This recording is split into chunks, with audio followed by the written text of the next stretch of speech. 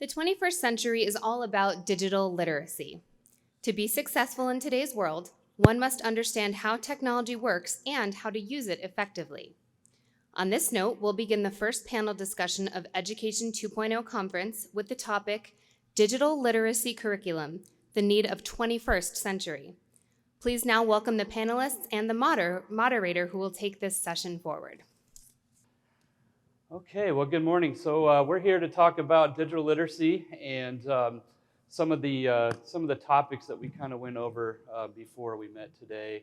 We're looking at not only what is digital literacy, but where has it been, where is it now, and then where is it going. So I know this panel will not be short of ideas and responses. So I think we'll just kind of go in order and see. Let's talk about where digital literacy has come from.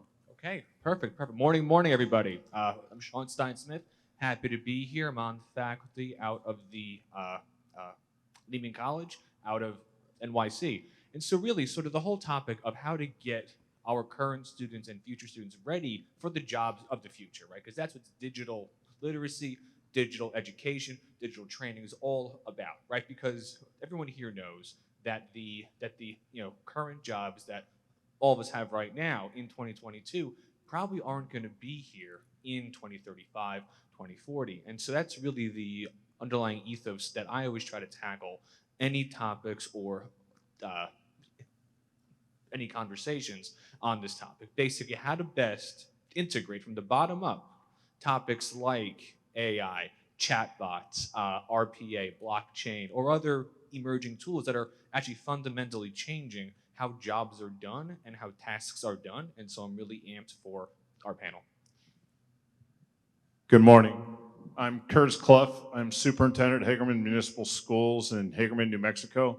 For those of you guys know where Roswell's at, we're about 20 minutes south of there. So if you want to come visit Area 51, you can stop by my district. We're about 20 minutes away.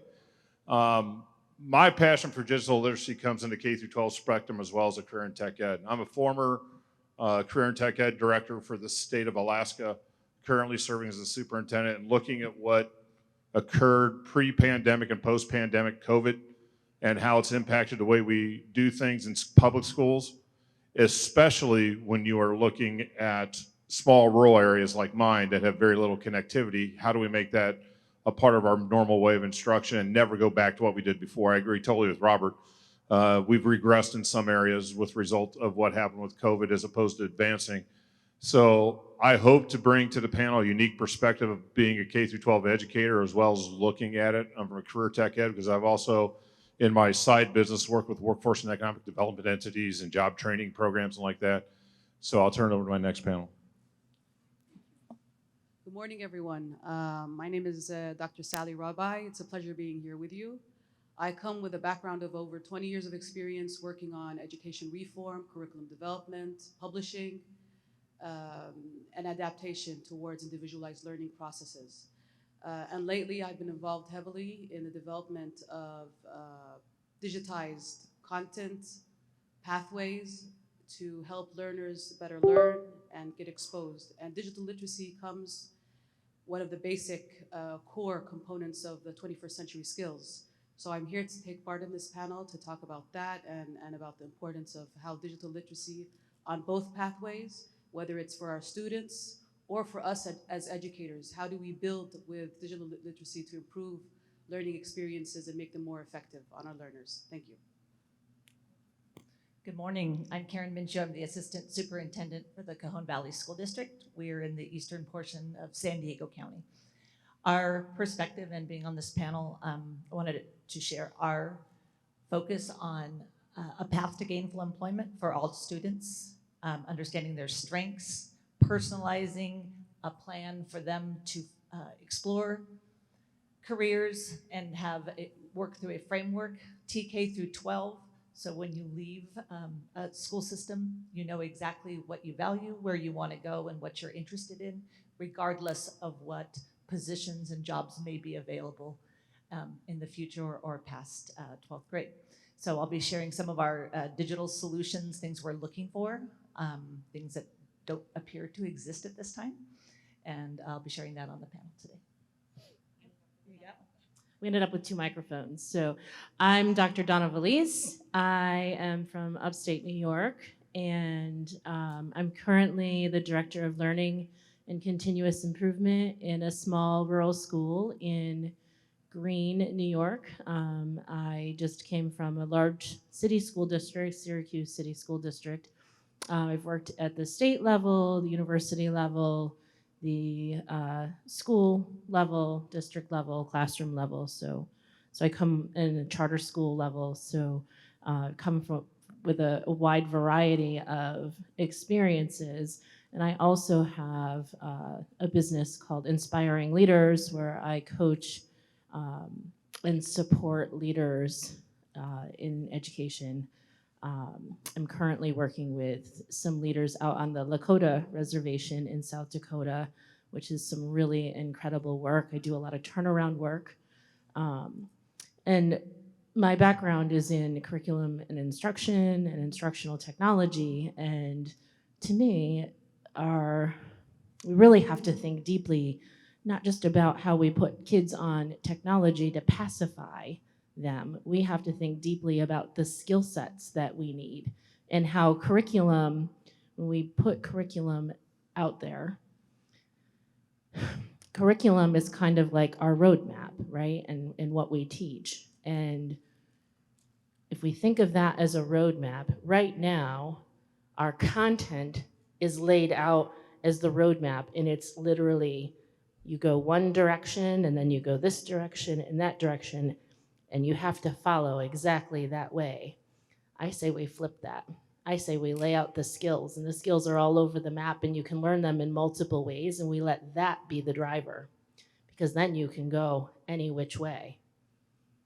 And if we're focused on teaching our students the skills, the content really doesn't matter quite as much, right? We can use any content to teach the skills. The skills are what our students need. And so when you think of that through that lens, then you apply the technology in powerful ways that really supports their learning and what they need and helps them figure out ways to problem solve how to get to answers and solve whatever it is that they're working on. So we'll jump on that idea of problem Sure. solving. And we kind of all represent different, very diverse types of institutions or contributions to education. So, one of the biggest challenges that we've kind of recognized or come across is the digital divide. So how does that digital divide impact curriculum in the 21st century? And we can take it from a multiple of perspectives here. So, Well, since I got the mic, I guess I get to go first. I think the biggest thing that I found out in all my career, I've been all over the place, mostly in rural districts. In my 34 years, I've been in 27 years in rural districts in Alaska, Arizona, New Mexico, and Ohio.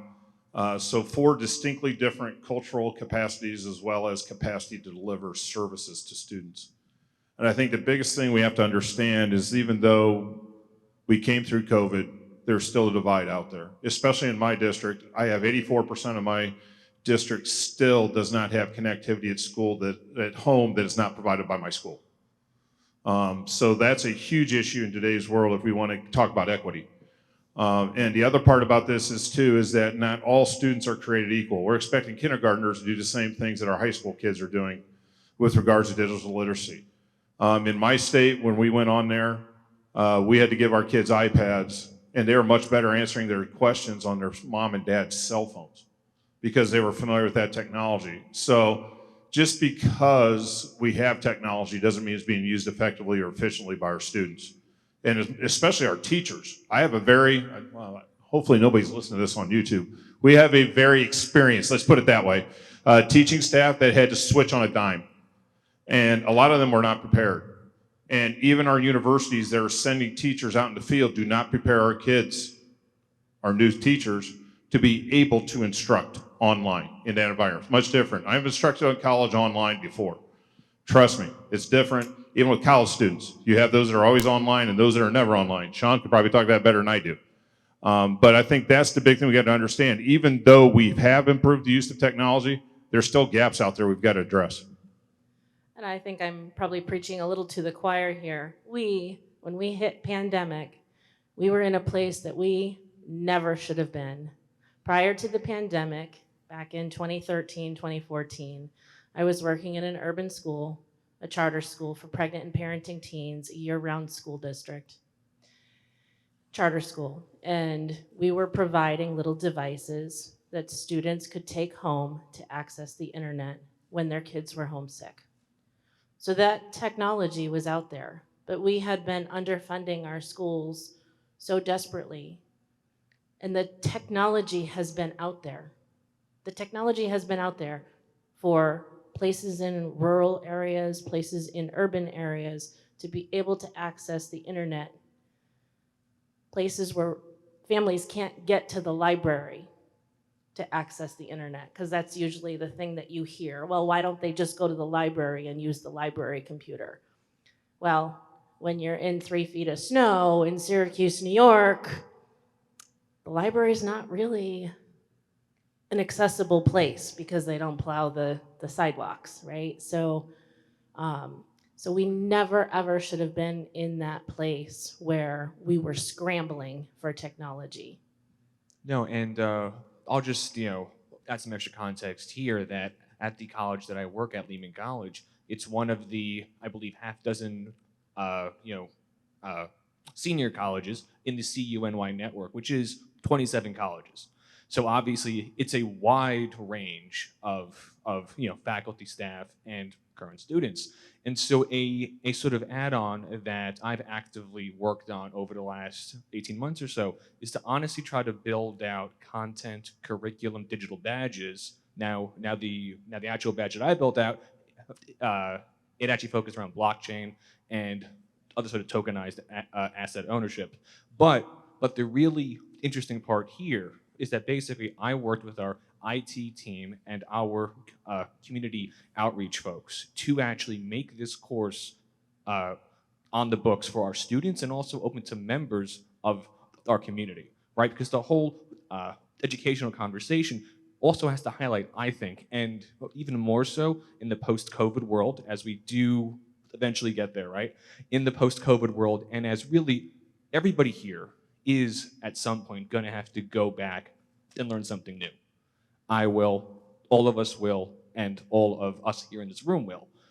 And so that's a real opportunity, I think, right? Because in the idea of higher education being an institution of learning, whether K-12, private sector, higher education, these institutions, companies, individuals should be an engine of economic growth and social growth too. And so that's a real opportunity that obviously takes technology, takes a lot of work, trust me, but it's a real opportunity for us, collectively in the higher ed space, because it's also worth pointing out that there are quite a few headwinds, right, facing everybody in higher education, ed tech, all the rest. It's a real opportunity for us to really embrace that model of being a community driver of economic growth to help our students. And don't forget, our students are often members of the community also. So it's a real opportunity there also. I want to add one thing that probably won't seem connected to this, but when we're looking at change and we look at the digital technologies and our students need this, there's no argument. We're all on the same page. I would argue that at some point, at least K through 12, we're going to have to look at the time teachers are allowed to learn. It's much too fixed in many of our institutions. You can't learn on a 2-day PD for the school year. And this the digital content is just one piece of many things that teachers need time to learn to provide. So speaking of that, with your organizations or your business or your economic interest in digital literacy, how is that a part of your strategic plan or strategic goal of your institution or your business? Is it part of what you do? Has it become a part of your culture? Yeah, actually, a lot of the missions that we've been addressing at Intellectus Education, we're a group of educators, and our sister company, Frame Change, is actually working with different education providers and empowering them. Because the gap that exists mainly is twofold in the sense that educators themselves need to be trained on creating online digital curricula, having that digital literacy in ensuring effective learning is taking place, versus the kids, they're already familiar, and they're mostly familiar with it in the gamified experiences that they have. So we're working with different education providers, including universities, school districts, ministries of education, on empowering their local capacity to develop their own digital, instructionally designing their content to ensure learning takes place with the PD, as you mentioned. Yeah. One of the things we are currently looking at in our region in New York right now is adding in some additional half-day, like Wednesdays, for that training. I had, when we worked in a charter school, we had every single Wednesday was a half day. It is inconvenient for parents because parents do rely on school, so it is an economic, so we're connected to the economy as well, so you have to look at that as well. Because they rely on us to be able to have their children while parents are at work. But we also have to be able to not just give them that time to learn, but they then have to take their learning and turnkey that into practice. That takes time as well. It's not like they can just sit and learn, but then they have to be able to sit and plan, because it's not like they can just sit or go to a training and then automatically it's in practice. You also have to embed it in the lesson planning process, and that takes some time as well. As part of our program at Hagerman, this year we actually implemented individualized professional development as part of their teacher evaluation. Though I think our teacher evaluation system in the state of New Mexico is lacking because there's too much prescribed actions teachers have to take that the state tells you have to do. And I just said, heck with it. I don't care what the state says. We're focusing on number 4, your own professional growth and development this year. That's your sole focus this year. We'll take care of the other 3 at the district level, and we'll let you do your own thing. So we did some of those early releases and like that. And we've also incorporated into our PLC structures. And I implemented last year a statement, it's okay to fail. And they looked at me, it's like, what do you mean? We're gonna fail? No, it's okay for you to fail, not our kids. You need to try new things once, twice, 3 times. As long as you don't cost me $1 million, don't get me sued, we're okay. That's how I approached last year. And where we've come from last year when I came there as a new superintendent to this year, with them looking at their own growth mindset. I'm gonna be going back in January. I'm gonna reiterate all this stuff again on our PD day. We're doing a portrait of a graduate. What our students need to look like. What do you need to do to get them there? I've switched the message from it being student-centered to growth-focused for everybody in the organization, which has done great things for our district.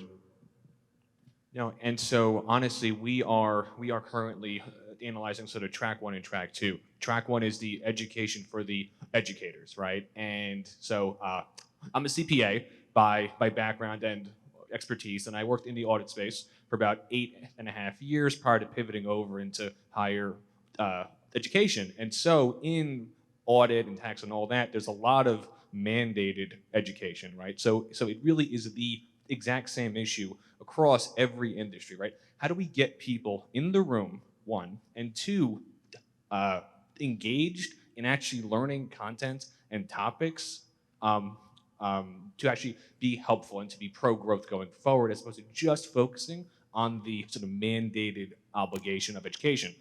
But on the other topic of how this whole concept has been integrated into the big picture plan. So at Lehman College, our past president instituted a plan 90 by 30. So his goal, and I believe it was rolled out in 2015, his goal, it was to have 90,000 total graduates out of Lehman College, undergraduates, badges, programs, off-site stuff, all the rest, by 2030. So yes, it is 100% part of the goal, core mission of the institution. So yeah, and it really does, I think, embody that in education, for-profit, K-12, admin side of things, it really is on us to also try to be more creative as to how we offer education, and also how we connect to the education, to the value, to it actually being used in the workplace application. So we've also talked a little bit about how digital literacy really is also about creativity or creating content. So we discussed a little bit about the idea of colleges or universities or K-12 or entities really becoming more tech companies with the quantity of content that we produce daily. In my role as Vice President of Academics at a community college, I certainly see it. So how do you see that role of quantity versus quality of the content that we're creating and putting out there for students? You want to pick that one up? Yeah. I guess so far the contribution for digital education has been led by tech industry, has been led by tech and businesses. Recently, educators are realizing that the created content, which is massive, there's plenty of content that's online, accessing it, the courses isn't difficult at the moment. But now educators are realizing that they need something that's more structured, more impactful, and more demonstrative that learning is actually taking place.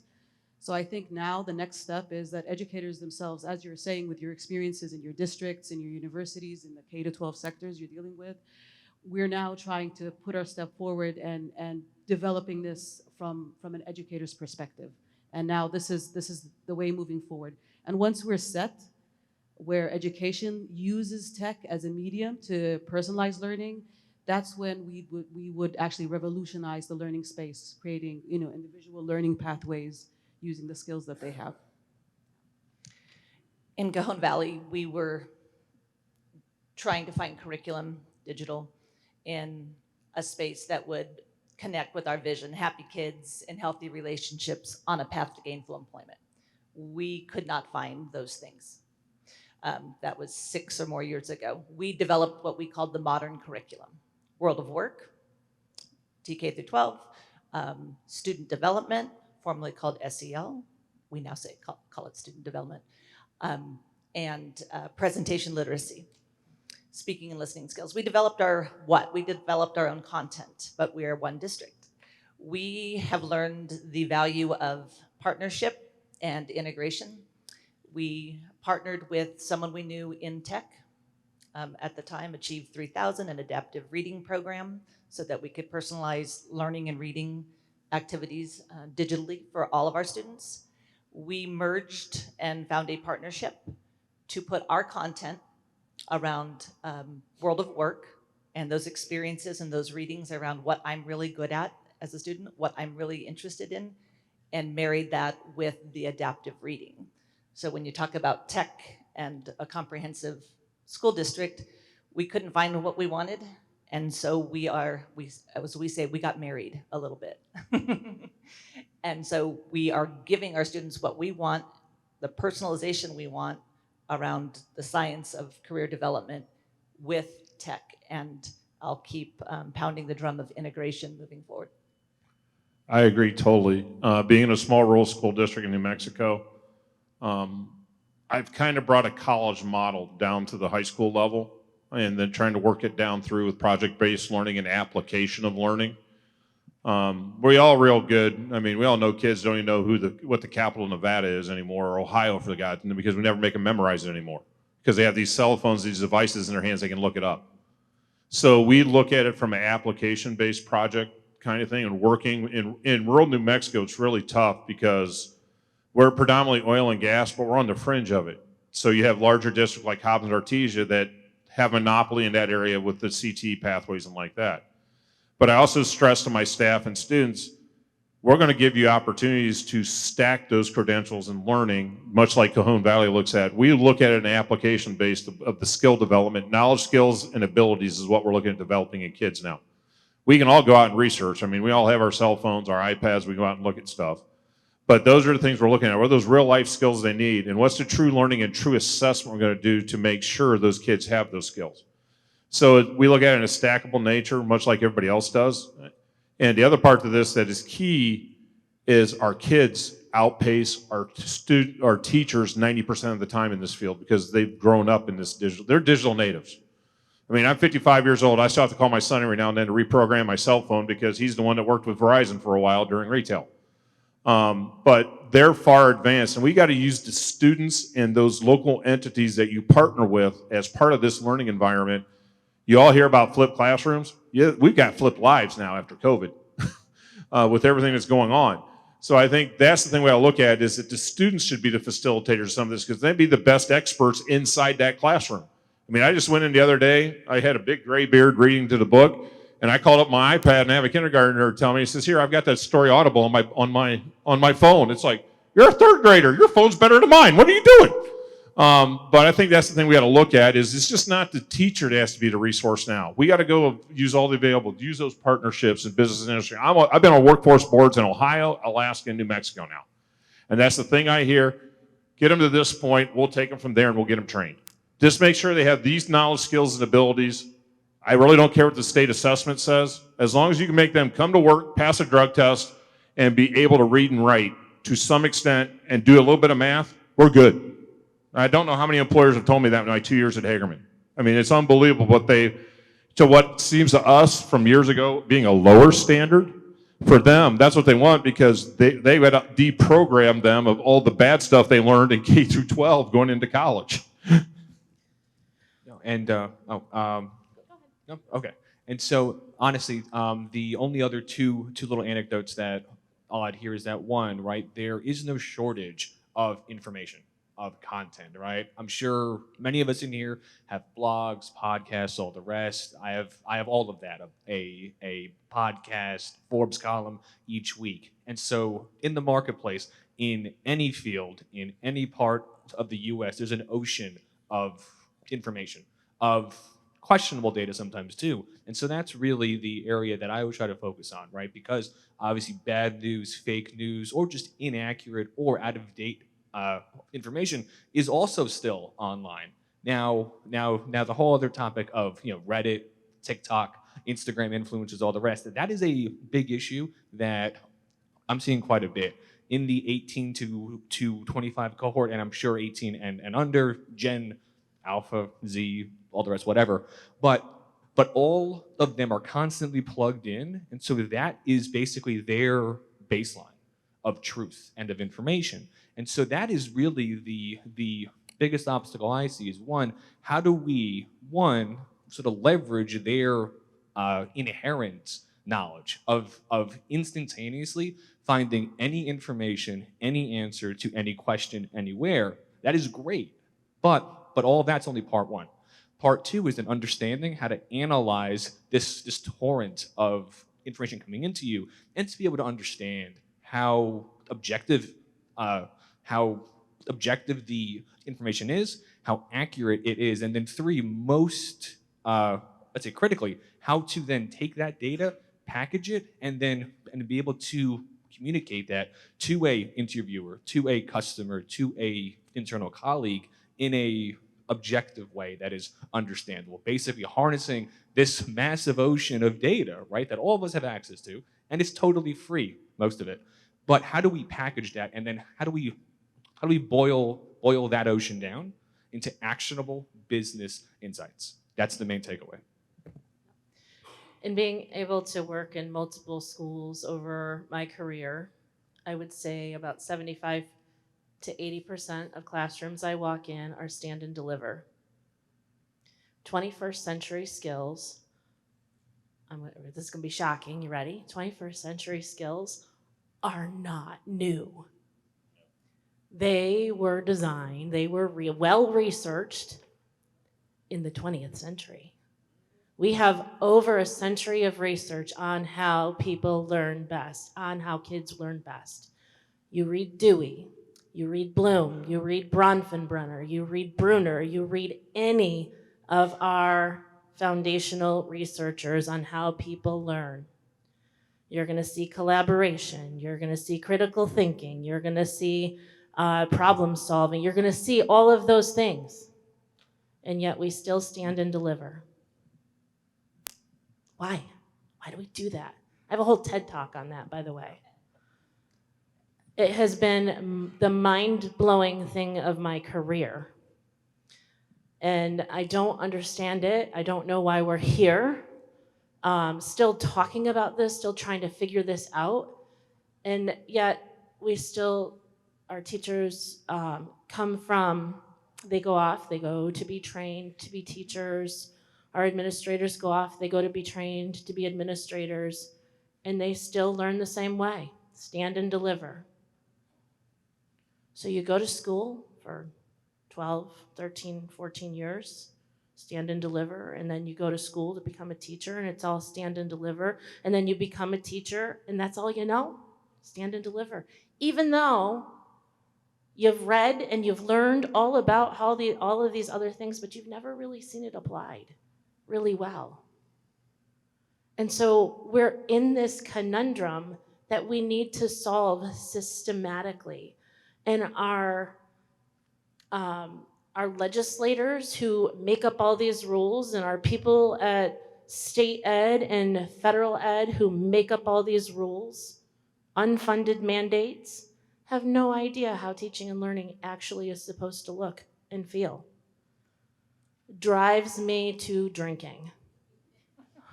It does. I'm going to be honest. It's just the biggest conundrum to me. So my biggest question that I'm always working towards and working with people on is, how do we change that? Like, how do we get people to understand what teaching and learning really needs to look like?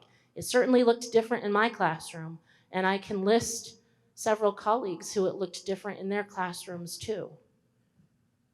But it can't just be in pockets. It has to be systematic. Our college professors have to teach differently. They have to teach the way that the theories are that they're teaching their students who are to become teachers. So speaking of that, I wanted to share a quote recently from the Burning Glass Institute, which is how skills are disrupting work, and then get everyone's thoughts on this. So they say that due to their rate of growth and reach, these 4 skill sets, artificial intelligence and machine learning, cloud computing, product management, and social media, are the ones disrupting the job market and offering the biggest opportunities for workers. So how should a 21st century curriculum prepare students for that workforce?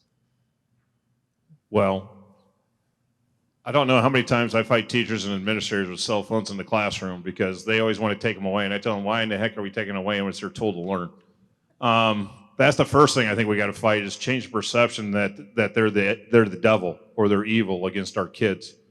If you put it as part of your instructional curriculum, if you would see what our 7th grade coding class is doing right now with AI and virtual reality, you want to talk about changing classrooms? I just want to bring those 3 legislators down from the state of New Mexico that keeps wanting us to go back to 1970s out-based education. That says we're just doing a 21st century model, guys. So you keep talking about FFA in the 1970s, you want to have collaboration, be able to public speak, communicate. That's what 21st century skills are, guys. We're just doing it in a modern version with use of technology, but the big thing we're lacking is responsibility and accountability. You keep hearing legislators, we're giving all this money to improve education, but you put strings attached. In New Mexico, we have above and below the line. I mean, I got $10,000 last year for career and tech ed to run in my district. That barely buys me those kind of supplies I need. But I think we need to change the dialogue or the think tank or the policymakers' thought that these things are evil. They are part of our kids growing up. They're digital natives. My first cell phone was the size of a brick when I was an AD back in Napoleon, Ohio. Now my cell phone fits in my pocket and I can do basically metaphysics on there if I have to with it. The mindset that is in our kids and our teachers and our higher ed institutions is they know best. Instead of it being a bottom-up design, it's a top-down. It's dictated to us. We need to disrupt that. We need to establish what that norm is. And I'm trying to do that in my school. And I'll tell you what, some of my best teachers right now are the ones that have been there for 15, 16 years because all I've done is open a spigot and let them go do their job. And they feel relieved. Once we get that burden off our teachers that this is okay to use and it's a necessary skill. I mean, we just sent our kids to Eastern New Mexico to the robotics lab in realizing, oh my God, our pre-engineering robotics class can tie to this. Just making those connections is part of that and removing the stigma of the evilness of disrupting classrooms when, heck, I have my kids blog on our basketball games. We're asking them to do it as part of an extracurricular, but they can't do it in a classroom? Come on. I believe part of the problem is the end game. If you ask a school district, a leader, boards, policymakers, what is the end game of education? And if in this room we say it's employment, gainful employment, the job you want for all and every student, that's wonderful. Do we measure that? We don't measure it. We ended high school. Who went on? Who graduated? Our bar is so low for the outcome, the end game, and if all of our mindsets are around those measurements that are set by policy, that's where you have to change.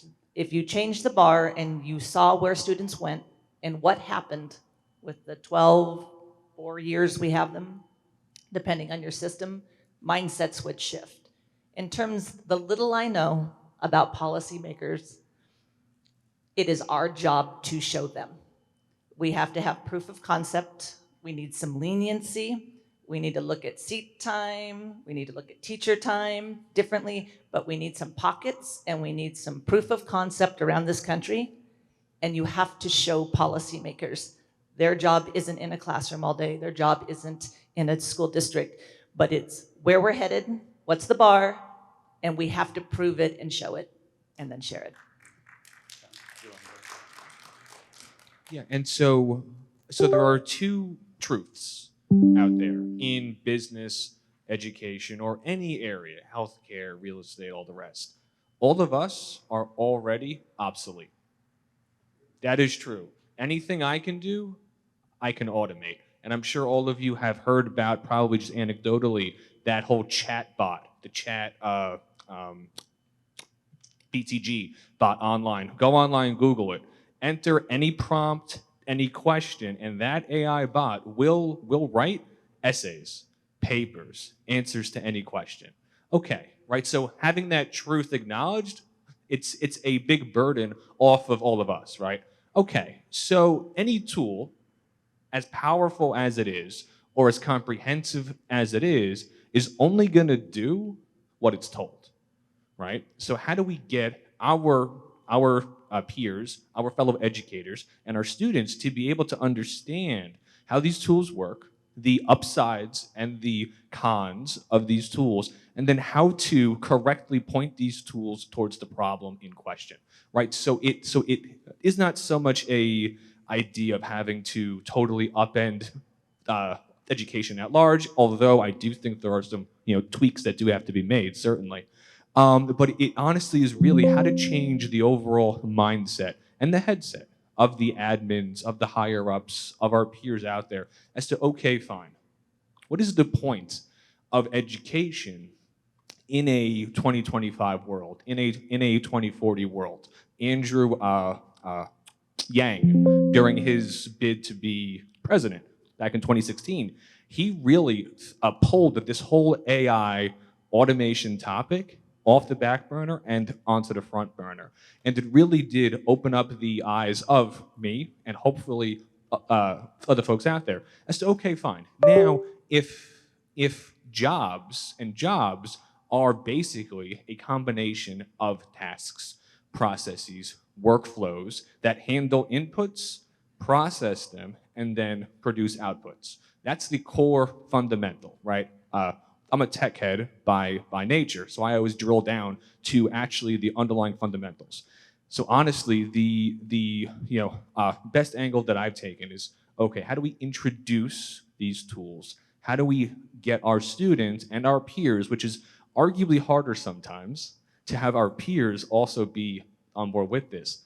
Introduce them to their opportunities and their challenges, and then basically show them via case studies, hands-on learning, right? Because I can tell you right now, any student, K-12, 18-25 in college, they do not want to sit there and hear us talk for an hour or 2.5 hours on a Tuesday night, right? That isn't going to work anymore, right? Because they're all hands-on in every other aspect of their life. And so I'll end on this point. Or add into an adult learner. Yes, an with a adult learner, family or- absolutely. And so I'll just end here. Every aspect of our lives in this room right now is personalized, customized, and on demand. Be it Netflix, Uber, Amazon. Everything is personalized, customized, and on demand. And the only fields that aren't there yet are auditing, painful to say, and higher education. So that's the real challenge, I think. Just one thing to add, adding to your point and to your point right here is the fact that, again, it goes back to digital literacy, being able to teach these students how to use the tools that they have beyond social media, beyond, you know, wasting their time on it, posting pictures and you know, using it just for the leisure. It should be a tool to access information, to build their skills, to communicate, to establish connections, meaningful connections, and also, you know, passing from K to 12 to higher ed. You know, yeah. To go one step farther with Sally, I think it's a synergy between instruction and learning. The biggest thing that I see right now is there's a lot being dictated down from the top with the policymakers. They got to be willing to change, first off. I mean, you can show them that if they're set in the political partisanship of what education is an issue, in my state, I can't get it moved at all. So we've got to go out and disrupt. It's that simple. Now, there's about 7 of us right now in southeast New Mexico, so the heck of what the governor says, we're doing our own thing. What are they going to do, fire us? I go, our boards are okay with it. So I think that's part of it, is creating that synergy and understanding how that does, because are we assessing content? Or are we assessing skills? That's a fine line. They got to have certain content knowledge in order to demonstrate those skills, but what is that line and how far are we willing to push that line? I keep telling my staff, teach them how to read, write, do math, you're doing right. Teach them how to apply reading, writing, and math, you're going that step further. It needs to happen. Application is the key. And that's going to be the key of all this, digital literacy, stackable credentials, all those things, and interconnectedness of what occurs between all these topics is the application and how it is used properly. Yeah, I have a son who absolutely hated school. Personal story, true story. I did too. I wanted to be a administrator. And I used to push on his teachers all the time because he was the type of kid, he'd do his work and then he'd lose it and then he wouldn't turn it in and he'd go, well, what does it matter, Mom? I don't care if I get a 0. What does a 0 mean? It's just a number. Well, he didn't quite understand the implications because he's like, I'm not learning anything I'm ever going to use in the future. It's just information. I can look it up online. Yeah, you can. You can look it up online. You're right. So he didn't ever get the application. It was just shoving information down his throat, with the exception of 4 teachers out of 13 years of school. That's sad. Four teachers I can count that really captivated him. And I used to push on his teachers. What exactly is it you're grading? Are you grading his timeliness? Are you grading whether or not he forgot to put his name on his paper? Are you grading, what are you grading? Because I want you to grade his learning. So.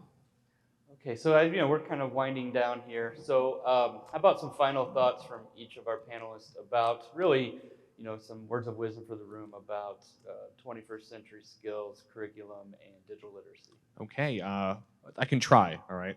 The words of wisdom usually aren't coming from me.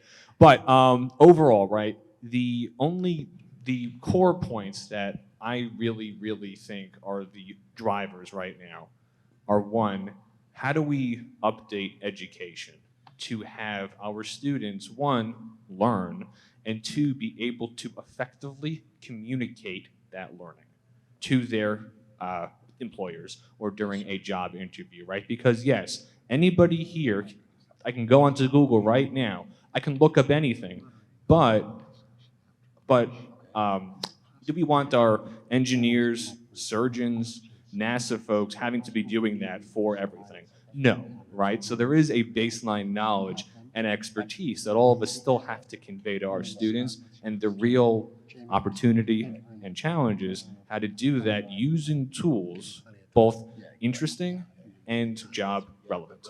That's the real challenge. I think from my perspective, like in real estate, you got location. Check.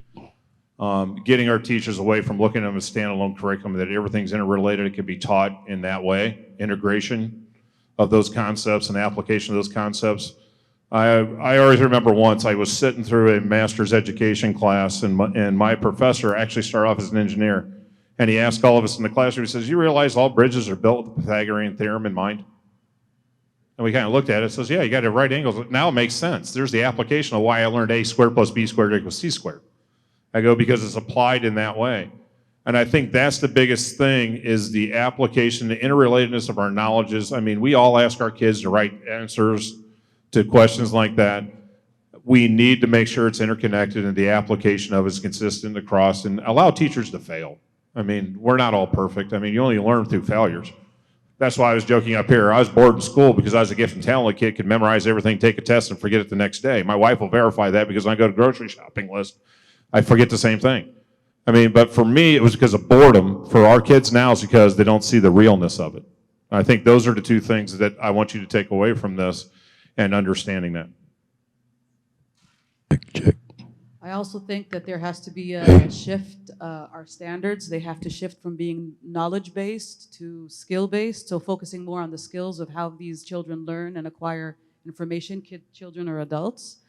And our assessment also needs to be, our assessment strategies need to change, focusing on the amount of skill that's been put, the application, the analysis, the reproduction of learned skills, while referring back to digital literacy, information and media literacy, using the information that they can access to reapply it in different contexts, like building a bridge. I'll just add to skills, let's build backwards from workforce. That's where our students are going. Our job is to help them get there. Build backwards from workforce and those skills. Call it portrait of a graduate, portrait of a learner, whatever you want to call it, to your community. Your community is important. It's important that they design what those skills are and those priorities, working backwards. And for authentic learning or application, things like having a resume in 10th grade that you continue to develop till 12th grade, that you can ask interview questions at a job fair that's held on your campus, that you can do an elevator pitch. Dual enrollment in high schools. Why on earth are we not allowing students, I know why we're not, but why on earth? Policy. Why would we not want our students to graduate high school with the AA? They can do it at the same time. We're holding them back. So these skills, aligning the skills, there's a big leap for people, as you mentioned, teaching in the way we've been taught as educators. Standards, that's my job. I teach standards. We need to shift to skills. And there is content knowledge that blends beautifully. But that's a big gap. So skills, starting with workforce. I see I'm out of time. Education is one of the biggest employers, I believe, in the United States. It is an enormous system. It is bigger than us in here in this room. And so us standing here, or sitting up, I guess we're all sitting up here on this stage talking about this, if we all do not do something about what we're talking about here, it's going to go nowhere. It cannot stay here in this room. It cannot stay here with just us. It cannot stay here with just our small little network of circle network. We have to find ways to expand the conversation. So I think one starting point, and so in your programs, actually, there's a link that from my little ad there. I do a bi-weekly fireside chat, and if you're interested in joining those fireside chats, we can keep continuing to have these conversations, because the whole purpose of those fireside chats is to figure out ways to revolutionize education. Well, good. Thank you all for, we're out of time, obviously, but thank you for sharing your knowledge and your experiences, and of course this room for being here and championing us to continue change in education. So thank you all.